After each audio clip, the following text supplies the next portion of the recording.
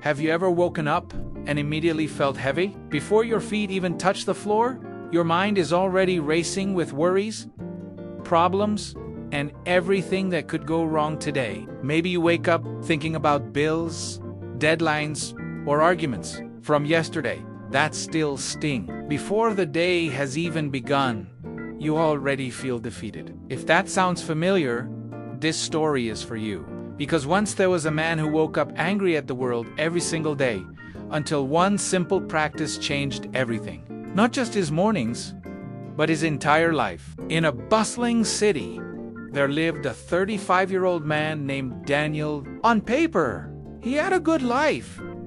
A stable job as an accountant, a decent apartment, and enough money to pay the bills. But every single morning, Daniel woke up miserable. The moment his alarm rang, his first thought wasn't gratitude. It was dread. Another Monday, more work I don't want to do. More traffic, more stress. He would lie in bed scrolling through his phone, looking at news that made him angry and social media posts that made him feel inadequate. By the time he dragged himself out of bed, his mood was already dark. At breakfast, he wouldn't taste his food. His mind was already at the office, dreading meetings and replaying yesterday's frustrations. His girlfriend Sarah noticed. One morning over coffee, she said gently, "Daniel, when was the last time you actually enjoyed waking up?" He stared at his coffee. "I don't know. Maybe when I was a kid." Sarah reached across the table. "Daniel, you're alive. You're healthy. You have people who love you, but you act like life is a punishment instead of a gift." Her words stung because they were true. But Daniel didn't know how to change. The negativity felt automatic. He would tell himself, "I'll be happy when I get promoted, when I have more money." But when never came, the heaviness grew. His sleep got worse. His relationship suffered. Even good news couldn't break through the fog. He became the person who found problems in every solution. One evening, Sarah said, "Daniel, I love you, but I can't keep waking up next to someone who hates waking up." That night, Daniel couldn't sleep. He stared at the ceiling and asked himself, when did I become this person? And how do I find my way back? The next morning, Daniel woke at 5:30 a.m. Instead of lying in bed. He went for a walk.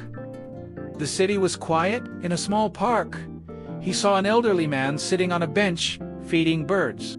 The man looked peaceful and was smiling for no particular reason. Daniel sat down.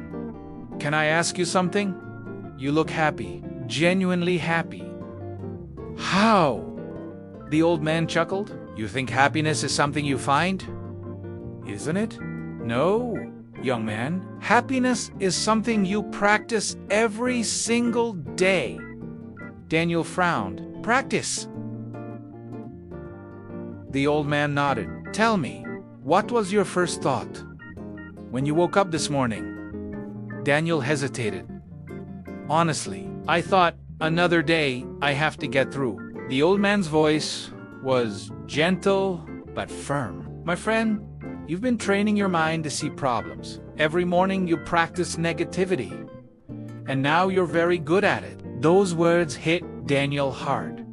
"Is there a way to untrain it?" "There is," the old man replied, "and it starts with 5 minutes. Just 5 minutes every morning." The old man pulled out a small, worn notebook filled with handwriting. "For the past 20 years, before I check my phone or think about my day, I write 3 things I'm grateful for." Daniel looked skeptical. "That's it? Just writing things down?" The old man picked up 2 stones, one dark, one light. "Imagine your mind is like a garden. Every morning you plant seeds. If you plant worry and complaint," he held up the dark stone, "that's what grows. But if you plant gratitude," he held up the light stone, "that grows instead." He placed both stones in Daniel's hands. "Right now, your garden is full of dark stones. But you can change what you plant starting tomorrow." The old man explained. Every morning, before your feet touch the floor, before you reach for your phone, write 3 specific things you're grateful for. Not vague things like my health. Specific moments, real things. He showed Daniel his own entry. 1. The way sunlight came through my window and warmed my face. 2. The smell of coffee brewing. 3. My neighbor's daughter, waving. Small things. Daniel asked the smallest things. The old man confirmed, because the small things are the life you're actually living. The old man handed Daniel a blank notebook. 30 days. Every morning, 3 things, specific and real, before anything else. Can you do that? Daniel felt curiosity for the first time in years. I'll try. Day 1. Daniel woke at 6 a.m. He picked up the notebook. 1. I woke up today. 2. The bed was comfortable. 3. Sarah is still here. It felt awkward, but he did it. Day 5. The entries became slightly more specific. 1. The way Sarah laughed at my joke last night. 2. My morning coffee was perfect. 3. No traffic yesterday. Day 12. Something shifted. In a frustrating meeting, Daniel noticed sunlight creating patterns on the wall. He felt a small flicker of appreciation and thought, I'll write about that tomorrow. Day 17, his entries grew richer. 1. The sound of rain this morning. It felt like the world was being washed clean. 2. My colleague brought extra coffee. 3. The trees are turning green. Spring is coming. Sarah noticed. You seem lighter lately? What changed? Daniel showed her the notebook. She read a few pages, tears in her eyes. Daniel, you're coming back. Day 30, Daniel returned to the park. The old man was feeding birds. Daniel handed in the filled notebook. I did it. 30 days. The old man smiled. Everything changed. Not your circumstances, but you. You see differently now. Daniel's voice cracked. I didn't realize how much I'd lost until I started finding it again. The old man placed a hand on his shoulder. They were never gone. They were buried under years of practiced negativity. You chose to practice something else. What do I do now? Keep going forever. This isn't a 30-day challenge. This is a way of life. 6 months later, Daniel still writes 3 gratitudes every morning. It has become as natural as breathing. His relationship with Sarah is stronger.